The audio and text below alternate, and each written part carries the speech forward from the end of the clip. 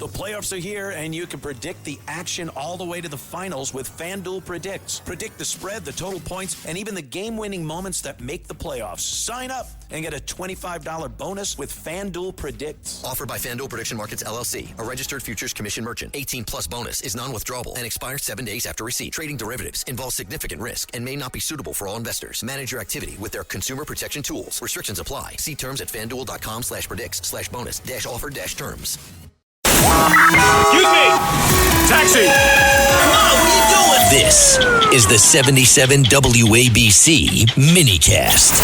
A special guest, and introduce our guest, special guest. Absolutely, and by the way, not just a special guest, one of our favorites, because she's been with us, but she now joins us in studio. Live and in person. Live and in person. Congresswoman Anna Paulina Luna from the great state of Florida. I want to give a little background about you because you're amazing. You were elected in 2022 of the 13th District just outside of Tampa there in Florida.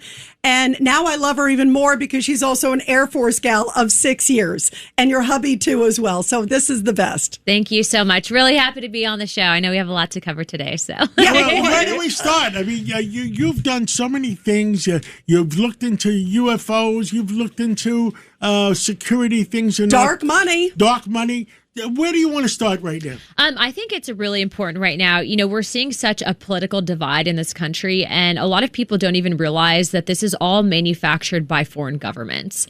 And so, you know, all this stuff broke with Hassan Piker being subpoenaed to go testify, and the guy starts singing like a bird, talking about this organization called Party of Socialism and Liberation, and a massive, massive dark money funder, also known as Neville Roy Singham. But the interesting thing here is that I actually sent a letter with Chairman Comer to the U.S. Treasury last year, and he defied subpoenas to come in and testify to Congress. And so he's being investigated. And I think that this right now is the first move of force from the Trump administration regarding directly shutting down these foreign funding ties that are responsible for communism, potentially tied to known terrorist networks. And as we're seeing in this instance, sowing the division in this country right now. Now, I've said, and I'd like to find out from you, that all the money supposedly put through some of these American business people, like the NGOs, right? That it's not really their money; it's that foreign governments are using them to put it through them. Correct.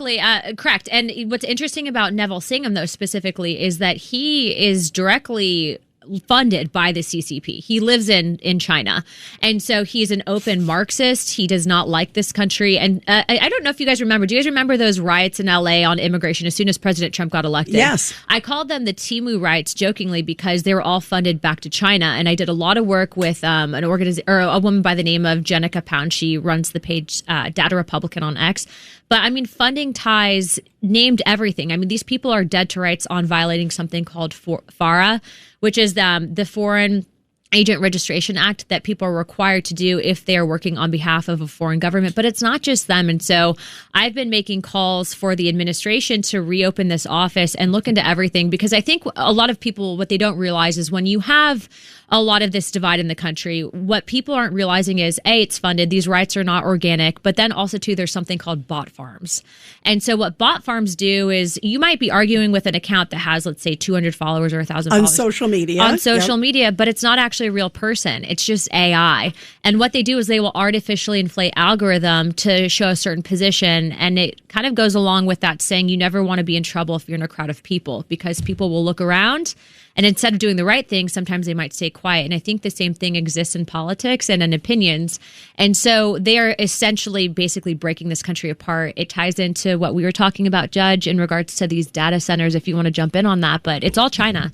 Listen, there's an attempt now to control the future of AI, and the Chinese are trying to win that battle. And the way they win the battle is to stop us from beating them. And how they do that, as the Congresswoman just pointed out, they're using foreign money to create these demonstrations. Today, by the way, do you know who has one of the biggest ones? It's out west, and it's Kevin O'Leary, who was in the movie with John and with Marty Supreme, the business guy. He owns a big one out there, a big data center, and they're doing these huge protests, and he's even calling out China for organizing it. Yeah, exactly right. I had actually initially, because I love the environment, right? So I would consider myself a green conservative, but I was looking at some of these protests and I was like, this doesn't feel organic. And I kind of started to do a little digging and actually saw something that he had done on his social media talking about how they actually found out that there were bot accounts hitting these social media pages, basically trying to say we shouldn't have these data centers because, and then they were able to track IPs and it did go back to China as well. And so what I think a lot of people don't realize is, even 20 years ago, you could have a conversation with a Democrat and it didn't become completely toxic. Now it's become to the point where people are starting to believe this inorganic engagement, and it's actually leading to a lot of, fracturing in our country to where people now in policy, the more radical people, and I think that you guys are starting to see this in New York City, but the more radical people are replacing the people that are willing to work together. And you're seeing this not just on the left, but also the right. And so as someone that considers myself, to be a thoroughbred Republican, I would have to say that it's actually really, really upsetting to see because I want my kids to grow up in a country and I love this country. I'm a veteran. And then you understand that this is a foreign operation. So I say I look forward to my life of privacy and beehives when I get out of politics, but I'm going to make it my mission to help reopen the Foreign Office. Congresswoman, you live in Tampa, and yesterday there was fireworks in Texas, and there's a lot of problems. Well, which way is the country going to go? And the blue states, California, Illinois, New York, people are moving on down. Yeah, they are. I mean, what is the pulse of the people in Florida? In Texas, you might not know because we will talk about that. But the pulse of the people, are they realizing, like my good friend, you know how close I am to Gus Bilirakis. Gus called me today that they changed around his district and he's scared. Is there any support for the Democrats at all in Florida? Well, the thing is that I'd have to say that the Democrats now that are running for office are very, very radical. I'm not talking about the Democrats of Kennedy's era, right? And there does seem to be a generational gap, and it's largely because of this foreign operation that we saw largely target Gen Z and below on something called TikTok. And TikTok, remember, was Chinese owned. But now what you're seeing is the Democrats, if you're a moderate, they would call you a blue dog Democrat. They don't even want to vote for them. They're not radical enough, right? And so I'd have to say in Florida, we actually have a stronghold. I actually represent many former New Yorkers that have come down to St. Pete. But what I would say is that, we have to be vocal, but then we also have to do our due diligence in understanding that this is essentially a psychological operation using social media and technology to fracture the country. And there's been a generational divide that's really been created between the baby boomer generation, millennials, and then the generation onward, which is Gen Z, that's essentially been kind of duped into believing that these ideas are normal and they're not. I'm happy to debate anyone on these topics, but what I'd have to say is that it is a problem and it is foreign funded, and I'm trying to bring those conversation topics to the forefront, especially with some of my younger peers in Congress. Let's bring back in our great special guest here in studio, Congresswoman Anna Paulina Luna. And Congresswoman, first of all, you were the third member of Congress to endorse President Trump? Correct. I was the third out the gates, and I was actually in New York City when they were waging lawfare against him. So we go way back. You go way back. And you've got, his big thing is transparency. I mean, it really means a lot to him. You've been fighting the good fight on that. Do you have any updates sort of on the JFK stuff? Yeah, so I lead the task force of declassification of federal secrets. So it's to ensure that his executive orders, there's follow through. So we cover everything from JFK to MLK to RFK to the UAP stuff, and even into the Jeffrey Epstein files. And what I will tell you is we have a report that's being written by one of our investigators, Jefferson Morley. That's going to be coming out this November.